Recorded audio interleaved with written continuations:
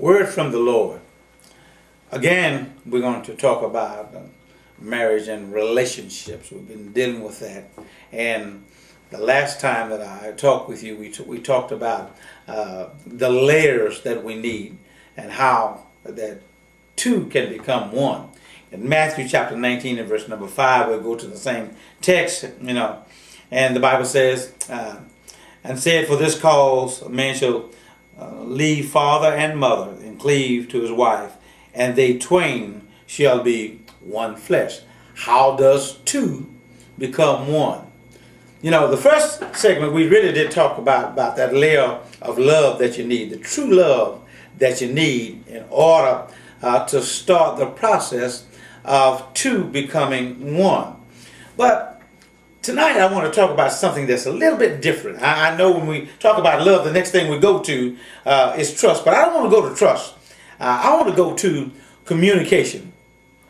What is communication about? I've got my foundation.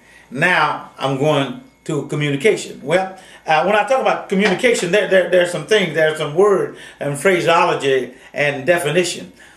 One of the things it says in the definition of communication is that we need to join together. Good. We need to connect together. Good. We need to be able to transmit, which is great. But there's another word that I really like when we start talking about communication, and that word is receive. See, the problem a lot of times is we are not able to receive. We're always able to give.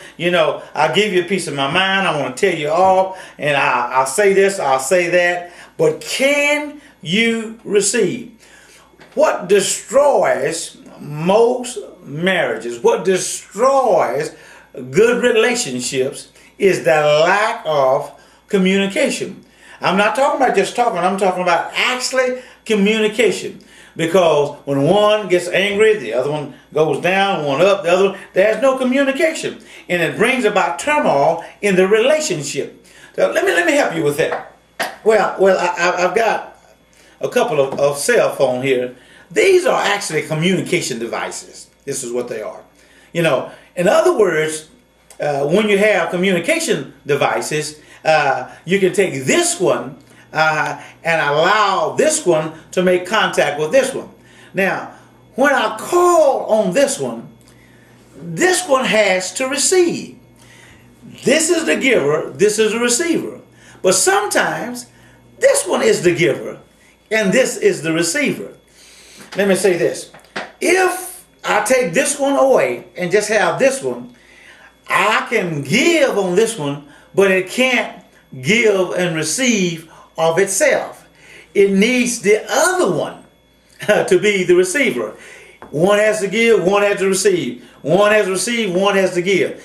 As long as they can do this, they are communicating. In other words, to make one conversation, it takes two phones.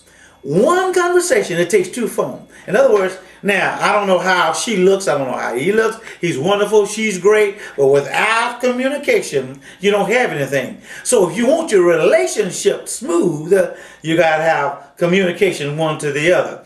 When the call drops, you ever had a call drop? What happens? The communication is broken. Now, it don't make any difference how much the phone costs. When the communication is broken, then the value becomes less. It only is valuable when it has a receiver. This one is only valuable when it has a receiver. So we need both one-on-one to have communication. And when you have good communication, you'll have a good relationship. Y'all be blessed.